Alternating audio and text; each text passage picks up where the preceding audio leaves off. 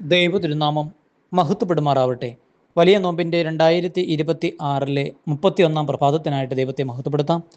ഇന്നത്തെ നമ്മുടെ ധ്യാനചിന്ത വെളിപാടിൻ്റെ പുസ്തകം 2 അധ്യായം 4, 5 തിരുവചനമാണ്. ബൈബിൾ കയ്യിലെടുക്കാം, ചേർന്ന് വായിക്കാം. നിനക്കെതിരെ എനിക്കൊന്ന് പറയാനുണ്ട്. നിനക്ക് ആദ്യമുണ്ടായിരുന്ന സ്നേഹം നീ കൈവെടിഞ്ഞു. അതിനാൽ നീ ഏതവസ്ഥയിൽ നിന്നാണ് അധപതിച്ചതെന്ന് ചിന്തിക്കുക. അനുതപിച്ച് ആദ്യത്തെ പ്രവൃത്തികൾ ചെയ്യുക. ഹാലേലൂയ. സ്വരമുയർത്തി മനമുയർത്തി ഹാലേലൂയ പറയാം. ദൈവത്തെ മഹത്വപ്പെടുത്താം. ദൈവമക്കളെ, ദൈവം നമ്മോട് പറയുകയാണ്, പരിശുദ്ധാത്മാവ് നമ്മെ ചിന്തിപ്പിക്കുകയാണ്.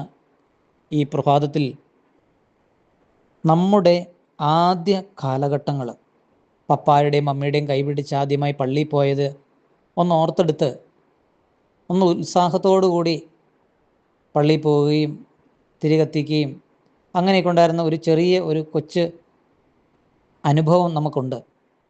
അങ്ങോട്ടൊന്ന് പുറകോട്ടൊന്ന് തിരിഞ്ഞു നോക്കാൻ, അവിടെ നിന്ന് നമ്മുടെ മുന്നോട്ടുള്ള യാത്രയിൽ എവിടെയാണ് നമുക്ക് ആത്മീയത ശുഷ്കിച്ചും ശോഷിച്ചും ദുർബലപ്പെട്ടും മന്ദീഭവിച്ചും പോയതെന്ന് പരിശുദ്ധാത്മാവ് വെളിപ്പെടുത്തി തരികയാണ്. അതുകൊണ്ട് ഏതവസ്ഥയിലാണ് അധപ്പതിച്ചത് എന്ന് ചിന്തിക്കുക, അനുതപിക്കുക, ആദ്യത്തെ പ്രവർത്തികൾ വീണ്ടും ചെയ്യുക.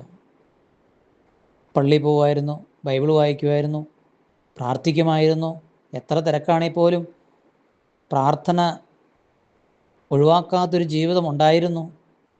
അതൊക്കെ ഒന്ന് ഓർത്തെടുത്ത് ആദ്യത്തെ പ്രവർത്തികൾ ചെയ്യാൻ ദൈവവചനം നമ്മെ ഓർമ്മപ്പെടുത്തുകയാണ്. ഈ നോമ്പിൻ്റെ ഈ 31 ദിവസം കുറച്ചുകൂടി ആത്മാർത്ഥതയോടുകൂടി ദൈവമേ എന്നുള്ള ഹൃദയത്തിൻ്റെ അഗാധങ്ങളിൽ നിന്നുള്ള വിളിയോടുകൂടി ഒരു മടക്കി വരവിന് ദൈവം അത്രമാത്രം സ്നേഹിക്കുന്നതുകൊണ്ടാണ് ഈ വചനം ഈ പ്രഭാതത്തിൽ നമുക്ക് ദൈവം തന്നത്. അതിന് ദൈവത്തെ മഹത്വപ്പെടുത്തിക്കൊണ്ട് ഈ വചനം ശ്രവിക്കുന്ന ഓരോ മകനും മകൾക്കും കൂടുതൽ ആത്മീയമായി ഉയരുവാനും വളരുവാനും സഹായകമായി തീരട്ടെ ഈ വചനങ്ങൾ. പ്രാർത്ഥിച്ചുകൊണ്ട് പ്രാർത്ഥനാപൂർവ്വം പുത്തൂർക്കുടിയിൽ ജയ്മോനച്ചൻ.